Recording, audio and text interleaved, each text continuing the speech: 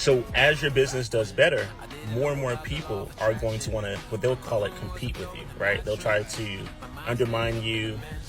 When you study the people that do something very big, I'm not talking about small, I'm talking really, really big. We're talking about some interesting people today. You and I have somebody we both respect a lot, Robert Greene. His books, I'm sure you love his books. I love his books. 33 Strategies of War. I couldn't put it down for 2 years straight. I listened to that book every day in my car, straight. Every day it was on repeat for 2 years straight. Why though? Because I innocently got into sales and I had a good time in sales and business after I got out of the military. And I wanted to be a bodybuilder, and then I realized I'm 6'4". It's not going to work for bodybuilding to win Mr. Olympia because everybody's 5'8", 5'9", 5'10", maybe 5'11", Ronnie Coleman. But the 6'4" days are behind us. Even Lou Ferrigno didn't win at that height. Arnold did. And then when I got into sales and everybody was a fan, then I started competing, still a little bit of fan. But when I started the insurance company and then I started growing market share, really, then a lot of those people that were fans then started undermining. And I said, got it. This is how it works. You can't be this naive. You can't be this innocent. Competition's out there. If you want to kind of go out there and take market share from others and you want to get bigger, you can't expect for people to sit there and like everything you're doing. That's when I realized you got to choose your enemies wisely.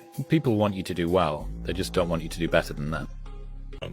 Maybe lie, cheat, whatever, but they're going to try to take away from you, right? And it's going to be because at one point when everyone appears to be at the same level, everyone wants everyone to win. But when you start getting head and shoulders above what is considered to be your competition, or amongst the people that you quote unquote were, having friendly competition with, all of a sudden the talents come out, right? All of a sudden the fangs come out, and they're going to want to sink their teeth into whatever you're doing. They're going to try to copy what you're doing. They're going to try to go behind you and speak to suppliers, customers, whatever, and try to almost like reverse engineer what you're doing and essentially try to steal it from you. And what's interesting about this is you want to have the mindset of being willing to help everyone. Let me give you guys an example. When I first got into real estate, I struggled really, really bad. And some of you guys know like the entire story, right? Struggled horribly. I was in a new market. I just struggled horribly. I had been fired from a previous job, all that stuff. As I started to get really, really good with what I was doing, I then had people essentially try to sabotage projects that I was working on, try to sabotage acquisitions. So much so that there was this one guy who I thought we were friends, right? Because when I was struggling to do well, he and I would talk almost all the time on the phone, right? We talk about all kind of stuff, right? We talk about, we'll talk about God. We would talk about, how potential is endless, et cetera, et cetera. We talk about all kind of fantastic stuff, right? We talk about manifestation things over and over, just all the feel good things we would talk about.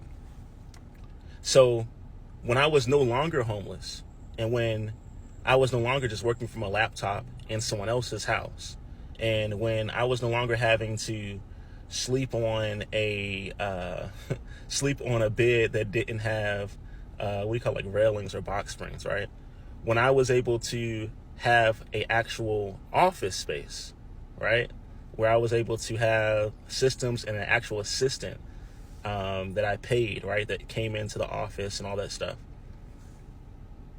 That same person that I thought I had this amazing camaraderie with, that same person was the same person that, the same person that basically tricked me into signing an agreement in which that person wanted to take thousands of dollars from me, tens of thousands of dollars, without them doing anything. And at that point in my career, or that point in life, I was so naive because I was under the impression that the same person that I considered to be buddy with when I was struggling, right? The same exact person, I thought they always had good intentions, right? Because again, when you're struggling, everyone wants you to win, and everyone wants to win. But when you honestly start winning, those same people that quote unquote were struggling with you, all of a sudden, they want what you have and even more. And so I was naive enough to take a contract from this same person that I thought was almost like a brother, right? And the contract was basically laced with arson. The contract was basically laced with horrible things, right? Things in which basically was none of it was to my benefit. Like whether the deal went down or not, this person was still going to make tens of thousands of dollars, like regardless. Okay. And then come to find out, the deal in which this person gave, who I thought was a friend of mine, this person never even had the deal. Never had the deal at all. So they were essentially advertising something that they had no control over.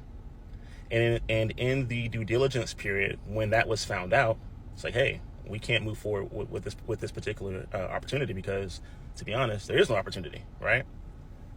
This same person went ahead and tried to extract tens of thousands of dollars. And that let me know that in business, never be naive, like be kind-hearted enough to want to help others, but never be naive enough to think that although you want to help others, to think that everyone else has your best interest at heart. Because the truth is, if they're struggling, what they probably want the most is for someone to be beside them and struggle with them. They don't want someone else to be better than them. They just want someone else that they can struggle along with and periodically say to themselves, wow, well, at least I'm not homeless like he was. That's really what that was about. Like when I look back at it in retrospect, more than likely the real reason that this guy would call me almost every single day to quote unquote see how I was doing, etc., was because deep down inside he probably felt good about himself because at that time I was homeless. And as I continued to grow, develop, and become better, he stayed where he was and I excelled. And as I look back at it, that's where the real issue came from. Two professors did a study, and the study went something like this.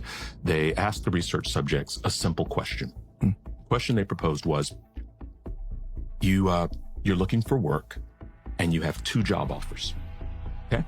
Job offer A is going to pay you $100,000 per year, but your coworkers will make $200,000 a year. Job offer B is going to pay you $50,000 a year in a company where your coworkers make $25,000 per year. The professors found that fully 50% of Americans choose job B. It's actually at the heart of a lot of what's wrong in America because these people don't want to do better themselves.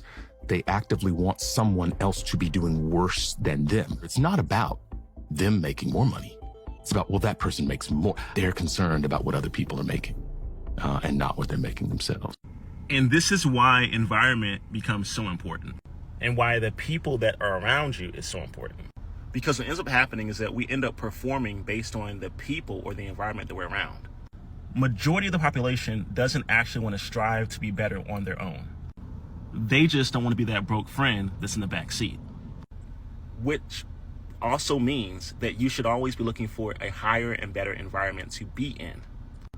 Knowing that at the core, at least 80% of you will want to do better simply because you're in a higher environment.